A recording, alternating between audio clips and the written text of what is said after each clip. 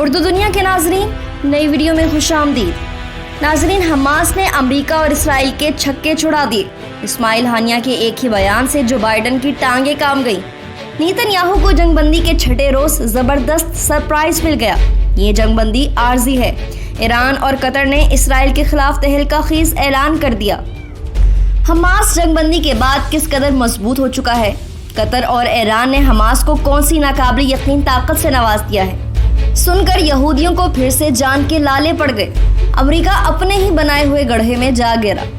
Video میں آگے چل کر یہ بھی بتائیں گے کہ ایران نے اسرائیل سے بدلہ لینے کے لیے کون سا وقت مقرر کیا ہے کہ حماس کی خاموشی کسی بڑے طوفان کا پیش خیمہ بننے والی ہے۔ ویڈیو میں آگے بڑھنے سے پہلے ناظرین، اگر آپ نے ہمارے چینل اردو دنیا کو سبسکرائب نہیں کیا تو جلدی سے سبسکرائب کر لیں، گھنٹی کے بٹن کو بھی لازمی دبائیں تاکہ آپ کو دنیا کی دلچسپ معلومات سے بھرپور ہماری ویڈیو سب سے پہلے پہنچے۔ ناظرین، موصول ہونے والی تازہ ترین اطلاعات کے مطابق فلسطینی مزاحمتی گروپ حماس نے غزہ کی پٹی کو دوبارہ تعمیر کرنے کے لیے بین الاقوامی امداد کی ایک بھی پائی نہ لینے کا وعدہ کیا ہے۔ ناظرین، غزہ پر بمباری کے بعد امریکہ کی جانب سے جو امداد دینے کا اعلان کیا گیا تھا، حماس نے وہ لینے سے صاف انکار کر دیا ہے اور کہا ہے کہ حماس ایسی امداد پر لعنت بھیجتا ہے۔ اس کی بڑی وجہ یہ ہے کہ 11 روز تک جاری رہنے والی اس جنگ میں امریکہ کی جانب سے اسرائیل کی بھرپور مدد بھی کی گئی اور اسی حوالے سے اسرائیل کو امریکی اسلحہ بھی فراہم کیا جاتا رہا تھا جس کو غزہ پر بمباری میں استعمال کیا گیا۔ ناظرین، امریکہ وہ ملک ہے جس نے اسرائیلی جارحیت کے خلاف آواز اٹھانے کی بجائے اسرائیل کا ہی ساتھ دینے کا فیصلہ کیا تھا اور اس مشکل حالات میں جنگ بندی کی حمایت کی بجائے اسرائیل کو مزید جارحیت کے لیے اسلحہ فراہم کیا تھا۔ اب حماس کے سیاسی شعبے کے سربراہ یحییٰ سنوار نے اسرائیل اور حماس کے درمیان چھٹے دن ہونے والے جنگ بندی کے طور پر امداد کی شفاف اور غیر جانبدارانہ تقسیم کا وعدہ کیا اور کہا کہ کسی بھی غیر اسلامی ملک اور خاص طور پر ان ممالک سے جو حماس کے موقف کی تائید نہیں کرتے، ان سے امداد نہیں لی جائے گی۔ سنوار نے کہا کہ ہم غزہ کی پٹی کی تعمیر نو کے لیے بین الاقوامی یا عرب کوششوں کا خیر مقدم کرتے ہیں۔ انہوں نے بات کرتے ہوئے یہ بھی کہا کہ آنے والی امداد کافی دے دی تھی جنہوں نے مشکل ترین وقت میں غزہ کا ساتھ دیا ہے۔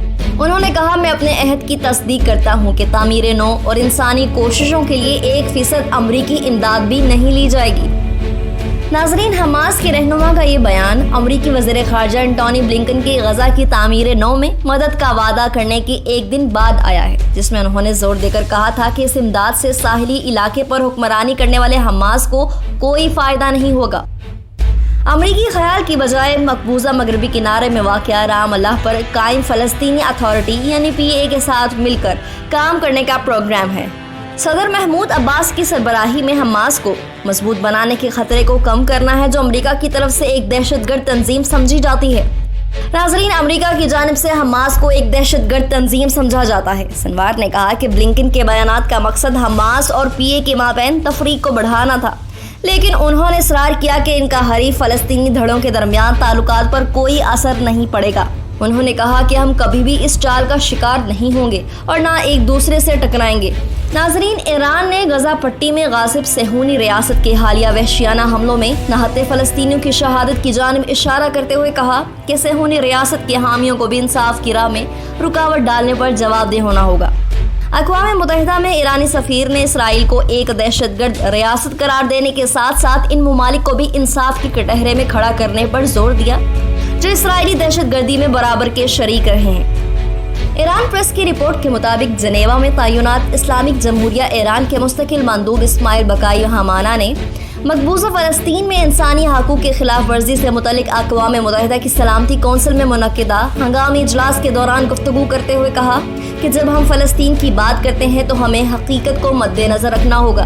فلسطین ایک ایسی سرزمین ہے جو کئی دہائیوں سے سکڑ رہی ہے اور فلسطینی شہری انسانی حقوق کی پامالی کرنے والے اور بین الاقوامی قوانین کی خلاف ورزی کرنے والے سب سے طویل اور انتہائی ظالمانہ نظام کے زیر اثر ایک فرقہ پرست فوجی حکومت میں رہ رہے ہیں۔ ایرانی سفیر نے کہا کہ جب تک فلسطین میں سازش اور خاموشی کی وجہ سے قبضہ جاری ہو اور انسانیت کے خلاف جنگی جرائم کرنے والے محفوظ ہوں، تب تک اس علاقے میں تشدد کا خاتمہ نہیں ہوگا۔ انہوں نے کہا کہ فلسطینیوں کے خلاف ظلم کرنے والوں کو انصاف کے کٹہرے میں لانا اور انہیں جواب دہ ہونا بین الاقوامی برادری کا فوری مطالبہ ہونا ہوگا۔ बकाई हमाना ने कहा कि नाजायज सेहूनी रियासत के हामी जो अपने दिफा के हक के बहाने के तहत इस हुकूमत के जराइम और मजालिम का जवाब पेश करते हैं, इनको इन मुजरिमों की हमायत और हौसला अफजाई और इंसाफ के नफाज की राह में रुकावट हाल करने पर जवाबदेह होना होगा। उन्होंने कहा कि फ़लस्तीनी कुर्बानियों को सेहूनी रियासत के जारी पसंदों के साथ बराबर समझना एक बेबुनियाद और गैर इंसानी इक़दाम है और दुनिया को इस बहरान से निमटने का वाहिद पायदार हल मुहाजिरीन और पनाह गज़ीनों समेत तमाम फ़लस्तीनियों के हक़ खुद इरादियत से मुतल्लिक़ रेफरेंडम का इनेकाद है। वाज़ेह रहे कि काबिज़ सेहूनी रियासत की फ़ौजियों ने 10 मई 2021 से गज़ा पट्टी और फ़लस्तीन की सरज़मीन के ख़िलाफ़ जारहाना हमलों का आगाज़ किया और इस 12 रोज़ा जंग के दौरान 248 फ़लस्तीनी शहीद हो गए, जिनमें से 66 बच्चे, 39 ख़वातीन और 17 बूढ़ी और बुढ़िया मौजूद थे। नाजायज़ सेहूनी रियासत ने मुज़ाहमती फ्रंट के 12 रोज़ मिसाइल हमलों की रोकथाम में नाकामी के बाद जुमेरात के दिन को एक 3 घंटे के इजलास में जंग बंदी से इत्तफाक किया। नाज़रीन, दूसरी जानिब कतर ने इसराइल के खिलाफ एक बार फिर सख्त ऐलान कर दिया है। कतरी वज़ीर ख़ारजा मोहम्मद बिन अब्दुलरहमान अल सानी ने अपने बयान में कहा कि गज़ा की पट्टी में जंग बंदी आर्जी है और ये जंग बंदी इस तनाज़े के असल वजूहात यानी यरूशलेम इश्तिआल अंगेज़ इक़दामात और अमन उफ़क़ की अदम दस्तयाबी को हल नहीं करती है। अमरीकी चैनल से बात करते हुए कतर के वज़ीर ख़ारजा अब्दुलरहमान बिन अल सानी ने जोर देकर कहा कि अब तक इस बात की कोई इलामत नहीं है कि इसराइल फ़लस्तीनियों के साथ अमन के लिए बातचीत करना चाहता है। इसराइल के साथ ताल्लुकात को मामूल पर लाने के बारे में इनके मुल्क के मौक़िफ़ के बारे में पूछे जाने पर उन्होंने कहा कि इसराइल के साथ ताल्लुकात मामूल पर लाने का फ़ैसला एक खुद मुख्तार फ़ैसला है। ताहम कतरी हुकूमत का मौक़िफ़ मुस्तहकम और वाज़िह है, जिसमें कोई तब्दीली नहीं आई है। अलसानी ने मज़ीद कहा कि जब तक फ़लस्तीनियों को एतमाद में लेते हुए अमन अमल में पेशरफ्त नहीं होती, इसराइल के साथ ताल्लुकात मामूल पर लाने के बारे में हमारा मौक़िफ़ तब्दील नहीं होगा। मुख्तलिफ ममालिक और जमातों के माबैन बहरान के हल में अपने मुल्क के सालसी किरदार के बारे में उन्होंने कहा कि कतर मुख्तलिफ मुतारिफ फ़रीक़ों के माबैन बातचीत का एक प्लेटफॉर्म मुहैया कर सकता है, जिसका मकसद इख्तिलाफ़ात को पुरअमन तरीके से हल करना है। इससे कबल अक़वाम मुत्तहिदा ह्यूमन राइट्स काउंसिल ने पाकिस्तान की जानिब से फ़लस्तीन में इंसानी हकूक़ के ख़िलाफ़ वर्जियों की तहकीकात के लिए पेश करदा करारदाद मंजूर करते हुए सेहूनी रियासत के ख़िलाफ़ तहकीकात का ऐलान किया गया था। इस करारदाद के हक़ में कौंसिल के 47 में से 24 अरकान ने वोट दिए।